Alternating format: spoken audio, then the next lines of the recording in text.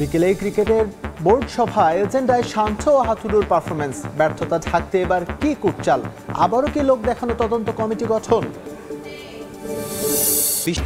টি-20 বিশ্ব চ্যাম্পিয়ন রোহিত কোহলিদের জন্য চার্টার্ড ফ্লাইটের ব্যবস্থা। হারিকেন বেরিলের বাগড়ায় বার্বাডোসে আটকে পড়া ভারতীয় ক্রিকেটাররা ট্রফি জয়ের 3 দিন পর দেশে ফিরছেন।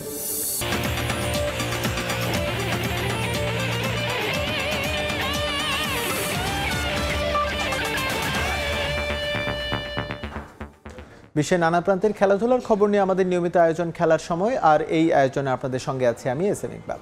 আজ অনুষ্ঠিত হবে বিসিবির কার্যনির্বাহী কমিটির সভা। মূল এজেন্ডা দুইটি: টি-20 বিশ্বকাপের পারফরমেন্স মূল্যায়ন ও প্রস্তাবিত শেখ হাসিনা স্টেডিয়াম নির্মাণের অগ্রগতি।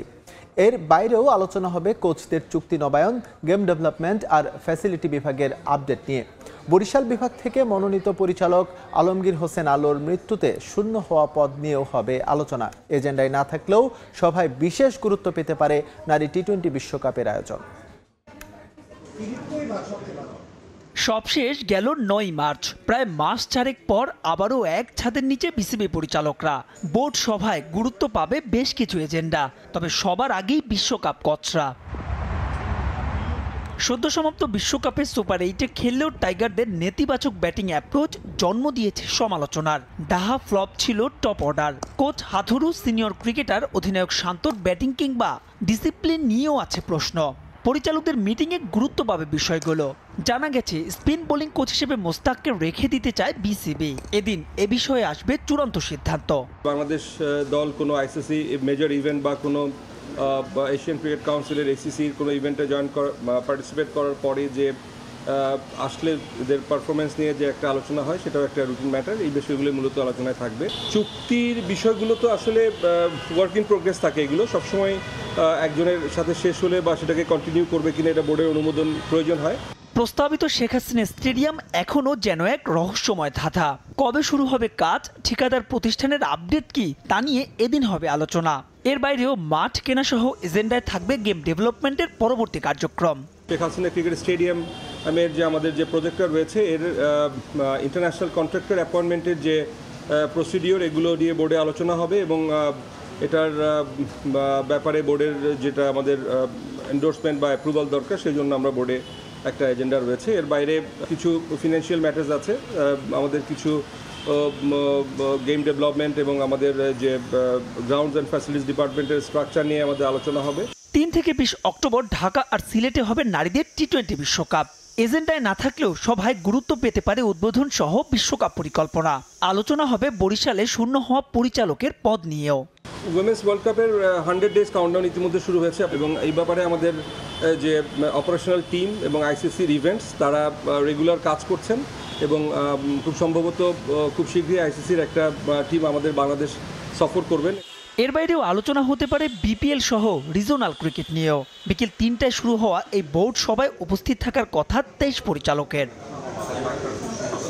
মাহবুব রিমন, সময় সংবাদ, ঢাকা। ওয়ানডের পর এবার টি-20 বিশ্বকাপেও ব্যর্থতায় ক্ষুব্ধ সমর্থকরা। কোচ, সভাপতি কিংবা পরিচালক, সব ক্ষেত্রেই পরিবর্তন জরুরি বলে মনে করেন তারা। তবে সাবেক জাতীয় দলের ক্রিকেটার মোহাম্মদ রফিকের মতে দাবি জানিয়ে খুব একটা লাভ হবে না, কারণ বোর্ড কর্তারা জায়গা ছাড়ছেন না।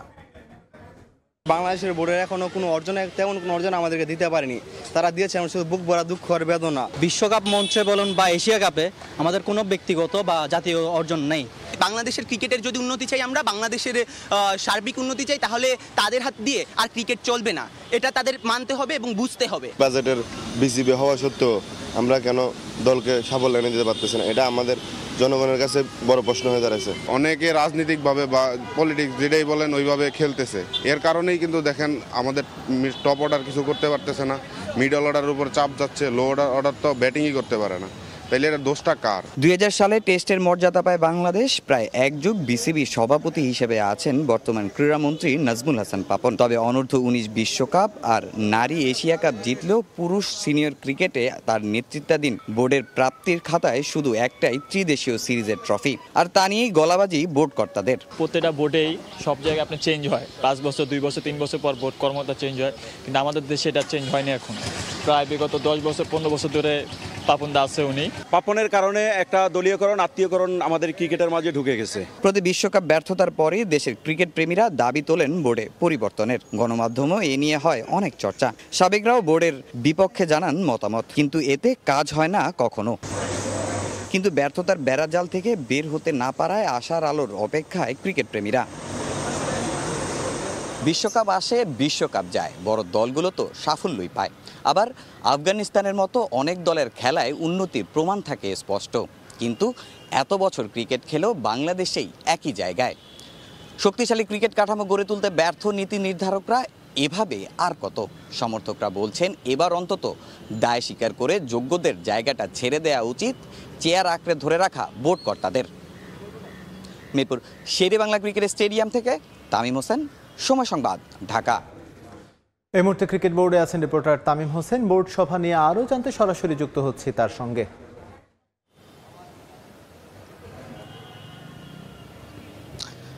আসলে বাংলাদেশের আজকের যেই একটা বোর্ড মিটিং হওয়ার কথা রয়েছে, যেটা কিনা যেখানে সবচেয়ে বেশি গুরুত্ব পাবে বাংলাদেশের যে সর্বশেষ টি-20 বিশ্বকাপটা শেষ হয়েছে, যেখানে সুপার 8-এও বাংলাদেশ ব্যর্থ হয়ে বাংলাদেশে ফিরেছে। সেই ব্যর্থতা নিয়েই কিন্তু আজকের মিটিংয়ে সবচেয়ে বেশি গুরুত্বটা পাবে সেই ব্যর্থতা মিটিং। তো আমরা যতটুকু জানতে পেরেছি আজকে বেলা 3টার দিকে কিন্তু এই মিটিংটা হওয়ার কথা রয়েছে, যেখানে বোর্ড প্রেসিডেন্ট সহ বিসিবির যারা নির্বাচক রয়েছেন, এছাড়া বোর্ড পরিচালক যারা রয়েছেন তারা কিন্তু সেখানে উপস্থিত থাকবেন।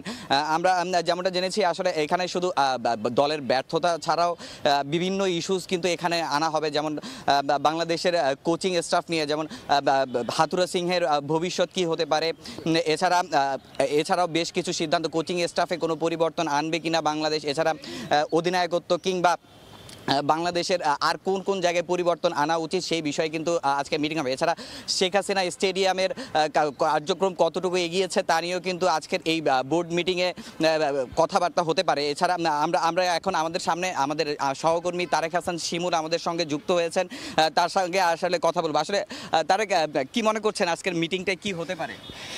এটা স্বাভাবিকভাবে একটা কন্টিনিউয়াস প্রসেসের মতোই বলা চলে, যে বিসিবি বা বাংলাদেশ ক্রিকেট দল যখন বড় কোনো ইভেন্টে অংশ নেয় তারপরে আসলে ইভ্যালুয়েশন করার জন্য আসলে বোর্ড যারা মেম্বার রয়েছেন কার্যনির্বাহী কমিটির তাদের সাথে এই বিষয়গুলো নিয়ে আলোচনা করে। তবে একটা বিষয় আসলে এবারের বোর্ড মিটিংয়ে অনেক বেশি গুরুত্বপূর্ণ একটা রূপ ধারণ করেছে, সেটা হচ্ছে বাংলাদেশ দলের বর্তমান পারফরমেন্স। যেটা আপনি দেখবেন যে বিশ্বের যে দলগুলো রয়েছে, অর্থাৎ বাংলাদেশ থেকে পেছনের সারির যে দলগুলো রয়েছে সেগুলোর পারফরমেন্স এবং কি বাংলাদেশের পারফরমেন্স, দুইটা দলের যদি পারফরমেন্সকে দুই দিকে রাখা হয় তাহলে কিন্তু আকাশ পাতাল ফারাক। এই বিষয়গুলো নিয়ে নিশ্চয়ই আলোচনা হবে বোর্ড মিটিংয়ে, কারণ আমরা আসলে বোর্ড প্রেসিডেন্ট থেকে শুরু করে বোর্ড যারা মেম্বার রয়েছেন, যারা ডিরেক্টর রয়েছেন, তারা আসলে সবসময় বড় বড় কথা বলেন যে আসলে অনেক বেশি টাকার মালিক বা বিশ্বের যেই বোর্ডগুলো রয়েছে তাদের সাথে যদি তুলনা করেন, ধনী বোর্ড থেকে শুরু করে 4-5 নম্বরে বাংলাদেশ রয়েছে, কিন্তু পারফরমেন্সটা কোথায়?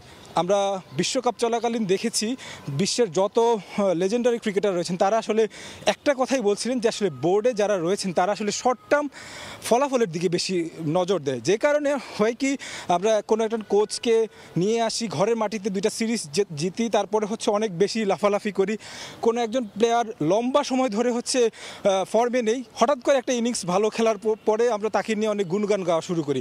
কিন্তু তিনি যে দিনের পর দিন যে বাংলাদেশ দলের মধ্যে থেকে একটা জায়গাকে ধরে রেখে যে আসলে বাজে ফর্ম দিয়ে যাচ্ছে এবং দলের জন্য একটা হয় যে যেই ভালো ইনিংসটাও খেলে সেটা আসলে দলের কোনো কাজে আসে না। দেখা যাচ্ছে যে আমরা এর আগে যেমনটা দেখি 2023 বিশ্বকাপে কি বুনো উল্লাস করলেন মাহমুদুল্লাহ রিয়াদ, একটা সেঞ্চুরি হাঁকিয়ে। এই সেঞ্চুরিটার কী মূল্য আছে? এটা দিয়ে বাংলাদেশ দলের কি আসে, মানে হলোটা কি বিশ্বকাপে এত খারাপ পারফরমেন্সের পরে? তো এইরকম যে জিনিসগুলো রয়েছে এই জায়গাগুলোতে আসলে বোর্ড নজর দেয় না। এটা শুধু আমার কথা না, এটা মানে যারা বিশ্লেষক রয়েছেন তারা আসলে এই কথাগুলো বলছেন। এখন বাংলাদেশ দল ওই এফোর্টটা করবে কিনা? শর্ট টার্মে আমরা খারাপ খেললাম, দেশের মাটিতেও আমরা সিরিজ হারতে পারি, ইয়াংদেরকে এনে একটা বাঞ্চ অফ ক্রিকেটার তৈরি করা যাদেরকে দিয়ে আসলে লং টার্মে আমাদের একটা কালচার তৈরি হবে। আমরা ভারতকে দেখি 3 জন ক্রিকেটার, লেজেন্ডারি ক্রিকেটার অপশন নিয়ে নিচ্ছেন, কোনো হাই হুতাশ নাই কিন্তু ভারতীয় দলে, কারণ কি তাদের ওই পাইপলাইনটা তৈরি হয়েছে। এই জায়গাটা আসলে একদিন বা 2 দিনে তৈরি হয় না, সেই জায়গা থেকে আসলে বোর্ড আসলে সেই জায়গাগুলো করবে কিনা সেই বিষয়গুলো নিয়ে আজকে নিশ্চয়ই আলোচনা হবে। তো আসলে বাংলাদেশের যেই গুরুত্বপূর্ণ বোর্ড মিটিংটা রয়েছে এই নিয়ে আমার কাছে মিরপুর থেকে এই ছিল আমার কাছে সবশেষ। তারেক হাসান শিমুলকে নিয়ে তামিম হোসেন আমাদের সঙ্গে সরাসরি যুক্ত হয়েছিলেন ক্রিকেট বোর্ড থেকে, জানাচ্ছিলেন আজকে যে মিটিং হবে তার সবশেষ তথ্য। অনূর্ধ্ব 19 দলের দায়িত্ব নিয়ে আবারও যুবাদের বিশ্বকাপ জেতাতে চান কোচ নাফিদ নেওয়াজ, পাশাপাশি ইয়াং টাইগারদের প্রস্তুত করতে চান জাতীয় দলের জন্য। বাংলাদেশের কন্ডিশন তার চেনা হওয়ায় কাজটা খুব একটা কঠিন হবে না বলে বিশ্বাস নাফিদের। আগামী 2 বছরের পরিকল্পনা শুরু করবেন এখন থেকেই। চেনা আঙিনা আবারও সেই চেনা মানুষ। লঙ্কান কোচ নাবিদ নেওয়াজ আদতে যেন এখানকারই একজন। দীর্ঘ সময় সামলেছেন যুবাদের দায়িত্ব। তার অধীনেই 2020 সালে স্বপ্নের বিশ্বকাপ জিতেছে তানজিদ তাওহিদরা। 2 বছরের চুক্তিতে সোমবার জুম বৃষ্টিকে সঙ্গী করে হোম অফ ক্রিকেটে আবারও নাবিদ নেওয়াজ। দায়িত্ব নিয়েই পুরনো স্বপ্ন জানালেন নতুন করে। My first job would be to sit with the selectors and probably go through the squads to see understanding the world talent. So that's what we did before, and that's the key, that in 2 years we have to see ourselves that a team that is par to no other, a team that can compare with any other country without any... ব্যতিক্রম আকবর শাহিন অরণ্য ছাড়া 2020 সালের দলটা থেকে মোটামুটি সবাই খেলছেন জাতীয় দলে। তাই তো পরবর্তী বহরে ক্রিকেটারদের আগামীর জন্য প্রস্তুত করতে চান Nabid. Expectations from ourselves, what we put in front of them, the challenges we put in front of them will be quite tough. Trying to replicate the level of pressure that the boys will get at youth international level or senior international level. Trying to produce a group of cricketers who are, well-natured and well-experienced to handle different situations in the middle as cricket. হোক সেটা যুবাদের আসর, তবে এখন পর্যন্ত tiger সমর্থকদের একমাত্র বিশ্বকাপের স্বাদ দিয়েছে অনূর্ধ্ব 19 দল, যার অন্যতম কারিগর নাবিদ নেওয়াজ। তাই তার কাছ থেকে প্রত্যাশাটাও অনেক বেশি। After winning the World Cup in 2020, obviously there will be expectations, but I think I have to focus in other things rather than it's 4 years past after we won the World Cup now. So tournaments are not won just because you have won it in the past. There's a lot of work to be done. 2020 সালের দল থেকে সুযোগ পাওয়া তাওহিদ, শরীফুল, তানজিম সাকিবরা জাতীয় দলে খেলছেন দাপটের সঙ্গে। এবারও এমন কিছু ক্রিকেটার খুঁজে বের করতে পারেন কিনা নাবিদ নেওয়াজ, সেটাই এখন দেখার অপেক্ষা। তামিম হোসেন, সময় সংবাদ, ঢাকা। এদিকে ফ্রান্সের কাছে হেরে হতাশা নিয়ে জার্মানি থেকে বাড়ি ফিরে গেলেন বেলজিয়াম সমর্থকরা। অন্যদিকে কোয়ার্টার ফাইনাল নিশ্চিত করে এখন শিরোপা জয়ের স্বপ্নে বিভোর ফরাসি ফুটবল ভক্তরা। বিস্তারিত জানাচ্ছেন বিটু বড়ুয়া।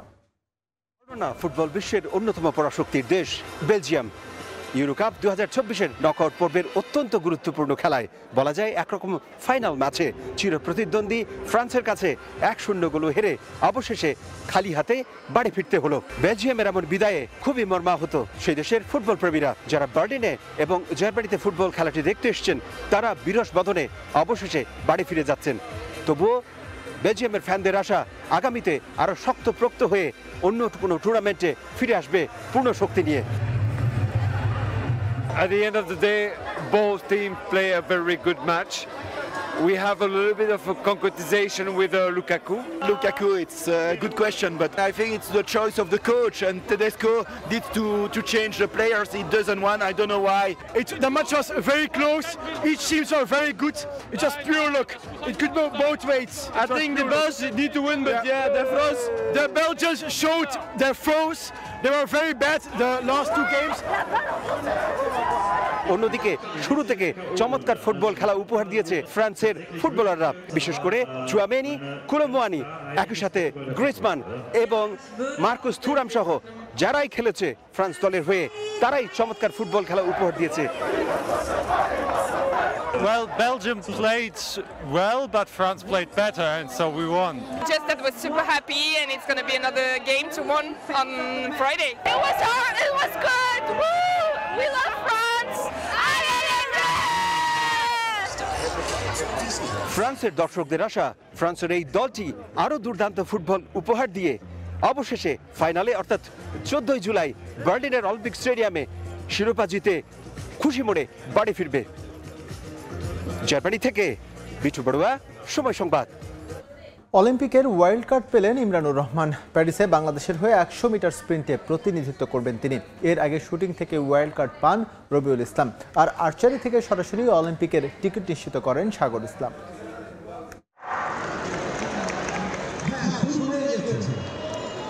বাংলাদেশে অলিম্পিক স্ট্যান্ডার্ড অ্যাথলিট হাতে গোনা। গ্রেটেস্ট শো অন আর্থের জন্য লাল সবুজদের ভরসা কেবল ওয়াইল্ড কার্ড। যদিও নিজেদের সামর্থ্যের জানান দিয়ে টানা দ্বিতীয়বারের মতো সরাসরি অলিম্পিকে খেলার যোগ্যতা অর্জন করেছে আর্চারি। অলিম্পিকের কোর ইভেন্ট হিসেবে অ্যাথলেটিক্স এবং সুইমিং ওয়াইল্ড কার্ড পেয়ে থাকে অগ্রাধিকার ভিত্তিতে। ওয়ার্ল্ড অ্যাথলেটিক্স ফেডারেশন এবং ওয়ার্ল্ড সুইমিং ফেডারেশন সরাসরি সদস্য দেশগুলোর ফেডারেশনের সঙ্গে যোগাযোগ করে দিয়ে থাকে অলিম্পিকের টিকিট। WAF বাংলাদেশ অ্যাথলেটিক্স ফেডারেশনের জন্য এবার বরাদ্দ রেখেছিল একটি কোটা, যেখানে 100 মিটার স্প্রিন্টে নাম প্রস্তাব করা হয়েছিল ইমরানুর রহমানের। সেই ওয়াইল্ড কার্ড পাওয়ার বিষয়টি নিশ্চিত করেছে world athletics federation. Bangladesh athletics federation আমার 100 meter event Paris Olympic 2024 choose করছেন, আর আমি থ্যাঙ্কফুল আছি তারা আমার যেন চুজ করছেন, আর ইনশাল্লাহ আমি ভালো পারফরমেন্স দেব গেমসও। আমার প্র্যাকটিস বর্তমানে ওকে চলে, আমি চেষ্টা করবো ইভেন্টে দিয়ে আমি আমার বেস্ট পারফরমেন্স দিতাম।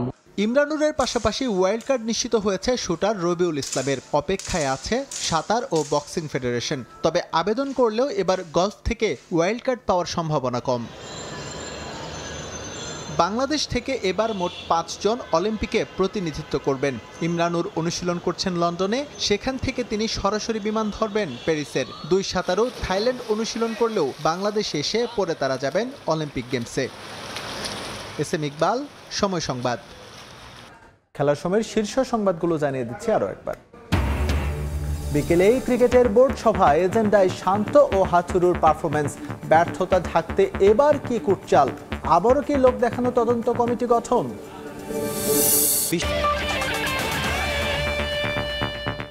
এই ছিল খেলার সময়। দুপুরের সময়ের সঙ্গে থাকবেন ইমদাদ। ইকবাল, আপনাকে ধন্যবাদ। দুপুরের সময় নিয়ে ফিরছি কিছুক্ষণ পর, সঙ্গে থাকুন সময়ের।